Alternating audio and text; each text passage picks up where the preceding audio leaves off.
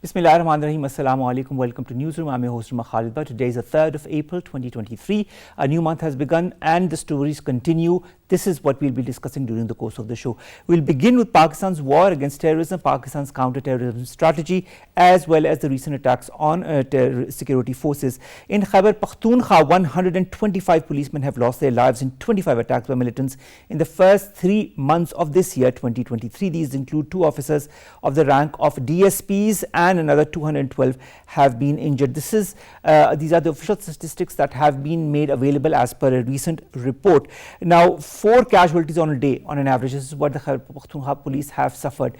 What is the basic reason for this? Which are the terror outfits that are present in Khyber Pakhtunkhwa? In Balochistan, we also know about the martyred soldiers in Kech that have now been laid to rest. The 4 soldiers that were martyred as far as an operation from across the border from Iran happened. We'll be discussing different aspects of the terrorist outfits and the counter-terrorism strategy in our first segment. Our second segment, ladies and gentlemen, concerns climate change and Pakistan calling for a global approach to achieve the goal of a zero-waste world.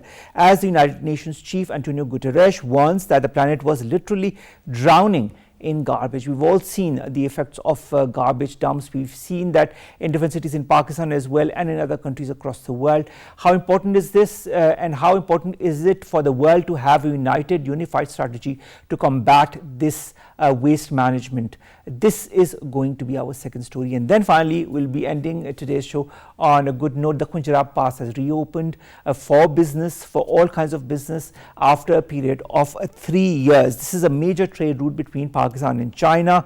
It had been closed because of COVID-19, and as you know now that the patients of COVID-19 is there, but the output, the percentage is not as high as it used to be.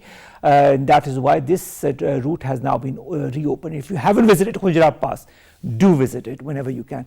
Let's begin with our first story, and that concerns Pakistan's counter-terrorism strategy. The different terrorist outfits that are prevalent in Pakistan, the way they are operating, whether it be from Afghanistan or from Iran. We've seen what has happened in Kech. We have also seen the different reports that have come as far as the deliberate targeting of police forces is concerned. More in the following report. Pakistan has always denounced terrorism in all its manifestations and remained determined to combat terrorism of all shades. Spike in terror attacks is a stark reminder that the restive threat of terrorism has surged again in Pakistan. 4 soldiers of the Pakistan Army embraced martyrdom in an attack by a group of terrorists operating from Iranian side of the border during a routine patrol at Jalgai sector in Kech district of Balochistan. In KPK, 125 policemen have lost their lives in 25 attacks by militants in first 3 months of this year, 2023. Owing to gallant performance of security forces, Pakistan witnessed a rather peaceful March, with the number of militant attacks declining as compared to February. In its report, Pakistan Institute for Conflict and Security Studies stated that in March there was a 36% decline in militant attacks as compared to February. The number of attacks stood at 37, in which 57 people lost their lives, 72 others were injured. In February, 59 people were killed in 58 attacks, while 134 were wounded. Also, in March, security forces conducted at least 25 operations and successfully foiled several attacks. Pakistan security forces are fully capable of eliminating militants, and the attempt to take over Pakistani nation through terrorism will not reach its goal today or tomorrow. Now, to discuss more on that and different aspects of our counter-terrorism strategy as far as these terror outfits are concerned, we've been joined by Brigadier retired Saad Muhammad. He's a defense analyst. Brigadier Saab, thank you very much to have joined us. First of all, I'd like to refer to this report that says that there has been decline as far as the number of incidents is concerned.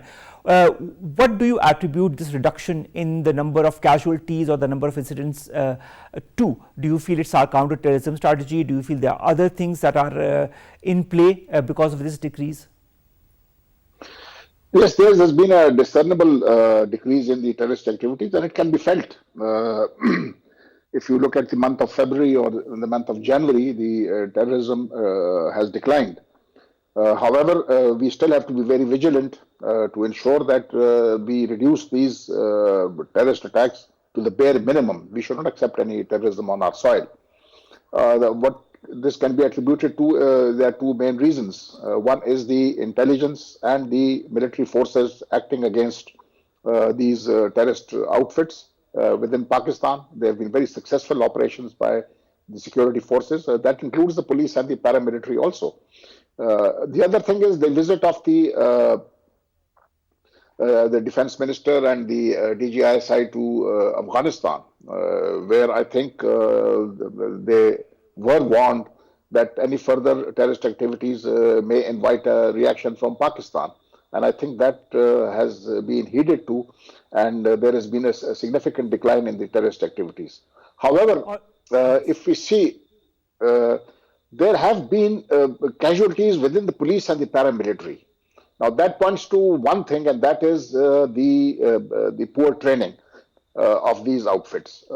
Because these people, if there is a patrol going out on the border duties, or if there's a police patrol going out, certain SOPs must be laid down. Now they go out to provide security to the people, and if they themselves are not secure, then there's a problem somewhere, and we must identify the problem. And the first problem could be that there is lack of training, proper training and proper weaponry with these forces.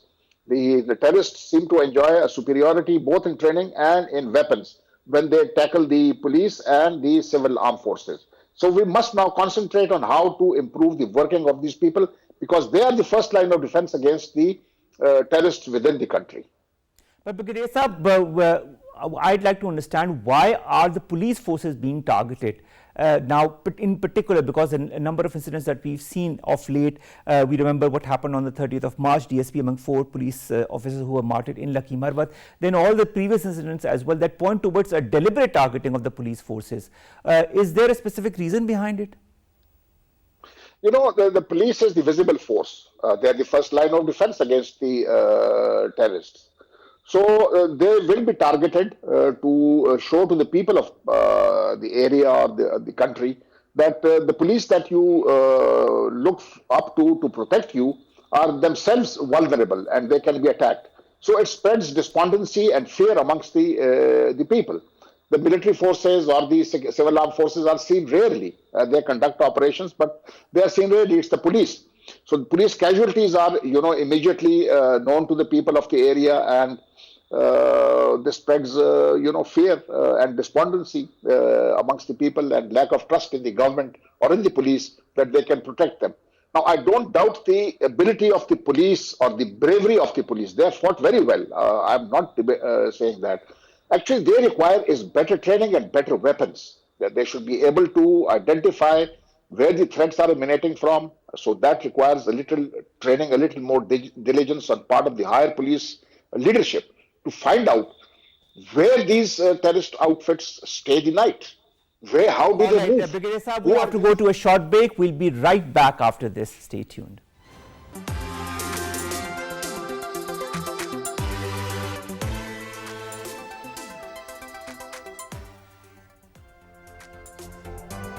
Welcome back, and you're watching Newsroom. I'm Omar Khalid, but we are with Brigadier Retired Saad Muhammad, who's a defense analyst. Sir, I'd like to understand, there was an incident that happened in March in Bolan of Balochistan where 10 people lost their lives. The attack was claimed by the militant Islamic State group as well as a new outfit, Tehreek-e-Jihad Pakistan. Do you feel there are new outfits that are pouring up in Pakistan apart from BLA, TTP and ISIK? Well, I cannot rule out that new outfits are not coming up, or some get dissatisfied with the parent organization and they create new organizations for themselves. However, one should not rule out the fact also that these terrorist outfits are very good at claiming to be some other organization. The reason is that, for example, if the Afghan government puts pressure on the TTP not to attack in Pakistan, what they can do is that they can claim the attacks under a different name. And also the fact that they can confuse the security forces by cluttering up their radar. That a new outfit has come, and a lot of people would be put on that as to find out which organization is this, where are they based, what are their aims and objectives. So it could be either way. There could be organizations that come up, but I think that these are just to confuse the intelligence agencies and the security forces, to clutter up them, to saturate their response. That is a very interesting point that you've put out, Brigadier Saab. I'd like to also understand why in the last couple of months has there been all of a sudden an upsurge in terror proxies and such terror outfits and their attacks in Balochistan and in Khyber Pakhtunkhwa in particular? You know, in Balochistan, there are a lot of other power interests which want to keep Balochistan simmering. Balochistan is very vital to Pakistan. Not because of the CPEC, but because of the huge mineral resources and natural resources of that province. So there is a dissatisfaction also because we have taken certain policy decisions which have created that environment in which there is dissatisfaction in that province. So we must try to do something on that account to give the people of that province the chance to participate at the national level. However, there are, India is one country, Iran also is interested in Balochistan because of the CPEC and the Gwadar that poses the challenge to other countries in the region. So the interests of the regional powers and the extra-regional powers are there. And I think the most important target would be CPEC. That none of these powers want the Chinese to have a corridor through Pakistan, which is the shortest, and to their western part, which is now being developed. So they would like to put a stop to that. When despite the fact that CPEC might help and will be helping Afghanistan in the long run as well, if Afghanistan stabilizes itself. Coming to the triad, this triad of terror outfits, that is the BLA, the TTP and the Daesh Afghanistan or ISIK, do you feel Pakistan has been successful in circumventing their activities in these last few weeks? Do you feel our counter strategy narrative or mechanism needs to be updated, or what other points would you like to suggest to our establishment or to our defense forces on how to curtail the presence of such outfits? You know, we have to fight this war on our own. Appeasement or asking somebody else to help us may or may not work. So it's our battle and we have to fight this battle. That is true, but what I'd like to understand is, do you feel that we've been able to circumvent these three terror outfits in the last few weeks, or do you feel that they have managed to continue to wreak havoc? No, there has been a significant decline in the terrorist activities in the last month or month and a half. They're not as they were about 1.5 months back. But it's no time for complacency and congratulating ourselves that we have brought them down. We must bring down the terrorist activities down to zero. And for that, intelligence-based operations within Pakistan, the proper training of the police and the other law enforcement agencies to deal with the terror threats. They must be trained properly, they must be equipped properly to deal with these threats. The threats that are emerging from outside the country, we have the capacity to deal with them. All we need is the political will to implement our strategy to go for the root of the terrorist activists. Unless we balance the terror with the terror, bringing it down to zero would be a big problem. So we have to think on those lines also. That is so true, Brigadier Saab. Stability is the key word here. A report that was recently released by the Center for Research and Security Studies states that in 2023, that is this year that we are going through, Pakistan is likely to endure more terrorist violence. Do you feel we will be facing such issues in the coming months, or do you feel our defense forces are prepared to thwart attempts by such terror outfits? No, I think there will be a gradual improvement in the overall security situation in the country. However, for that, we must bring in political stability. The political instability which now threatens Pakistan gives these terror outfits the time and the resources they have to carry out attacks against the country, because the police at times has to do controlling the crowds or managing the political instability in the country. Now, if police forces are diverted there, then the guard against the terrorists goes down. So, barring that the political instability leads to that level in which the terrorist activities will increase, I'm hopeful that as the time passes, the terrorist activities will decrease. All right, let's hope so, and let's also hope that this report that came, that the month of March was relatively calmer than the months of January, February, because the month of January, as per another statistic, remained one of the deadliest months since July 2018. Now, in your point of view, do you expect or do you foresee any grand operation to crush this militancy and these terror outfits, like we've seen Rahe-Haq, Operation Sher Dil, Operation Zalzala, and Operation Rahe-Nijat, Operation Zarb-e-Azm? Do you feel it is a new operation is necessity of the day, or do you feel we can thwart these terror outfits without such an operation? Those operations that you are referring to were launched because at that time the terrorists were holding ground, and they had fortified themselves on that ground and that terrain. So they had to be eliminated. So grand operations were launched. At this point, they don't have any territory in their hands. They don't claim any territory. They are, located at certain points, and for that, intelligence-based operations, as required, is the best option. Brigadier Saab, also we've seen the incident that happened in Kech, in which, from the Iranian side, there was an activity that resulted in the martyrdom of 4 of our soldiers. Do you feel we need to also maybe go for talks with Iran, like we've done with Afghanistan, in order to curtail the spread of such outfits from the Iranian side into Balochistan? Iran will immediately react if there is a terrorist activity emanating from the Pakistani side, and they will immediately travel here and issue very harsh statements. Both Pakistan and Iran have a common problem. So if there is a terrorist activity from Pakistan, it doesn't mean that Pakistan supports those terror outfits.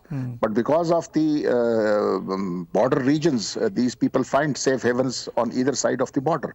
So what needs to be done is that Pakistan must talk to Iran, like we talked to Afghanistan about a month earlier. We must talk to Iran also. A high-powered delegation needs to travel to Iran to find out how can we control these terrorist activities.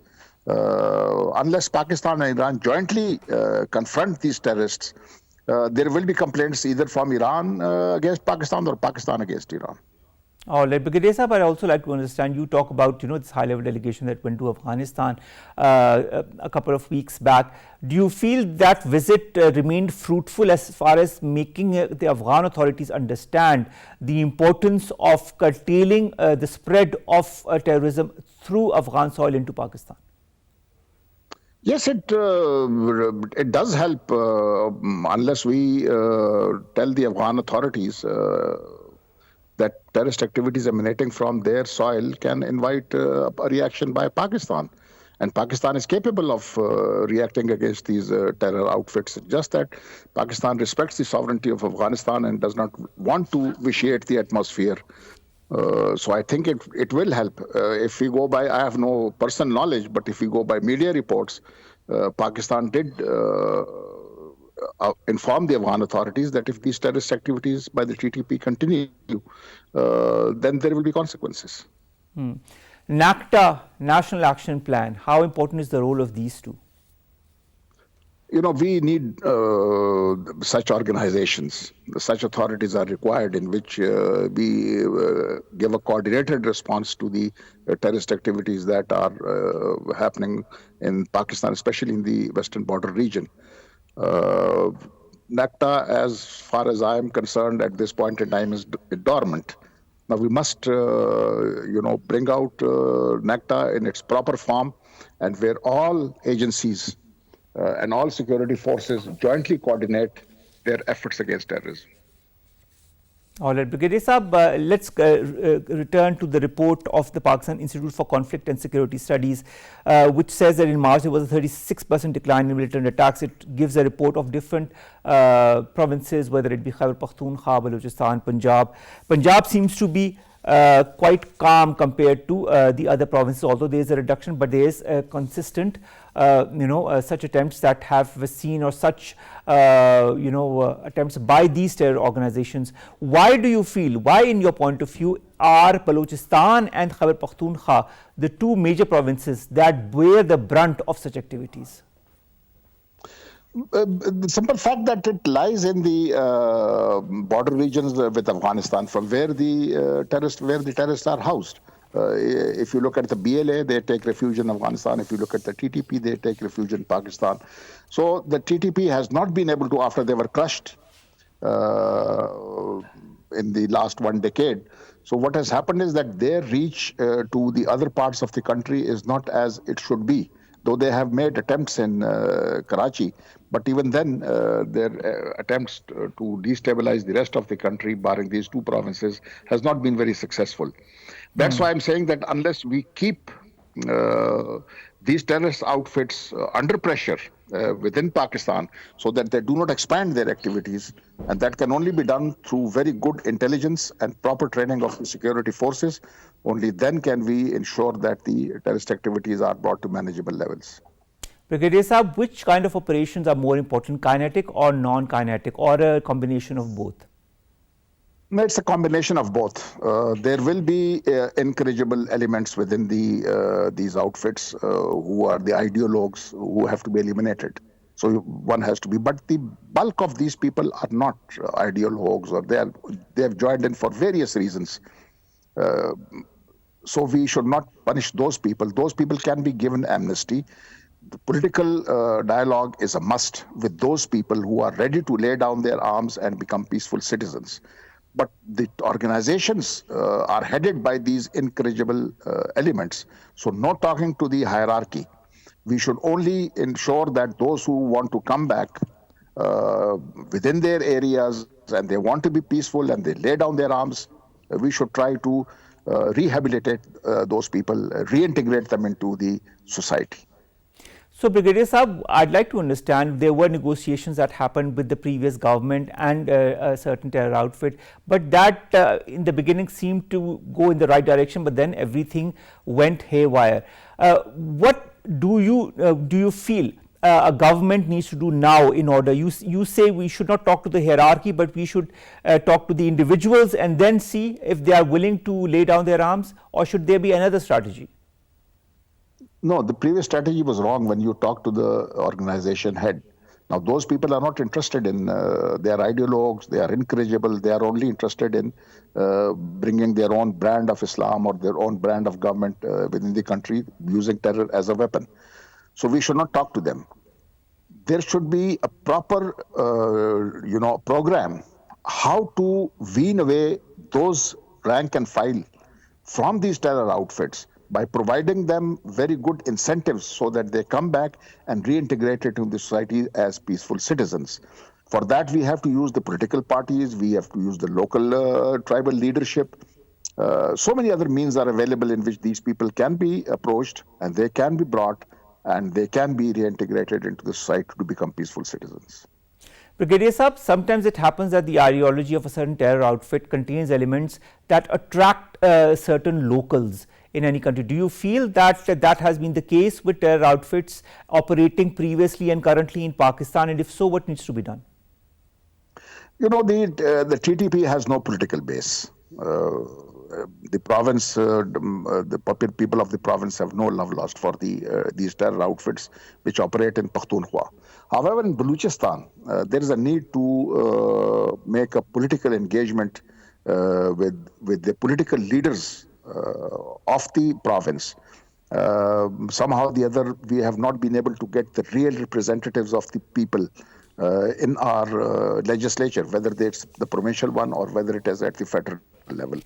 So the people of Balochistan, unless they are given a free hand to elect their leaders, and those very leaders can then initiate a dialogue with the other political leaders so as to bring this province back to its peaceful past.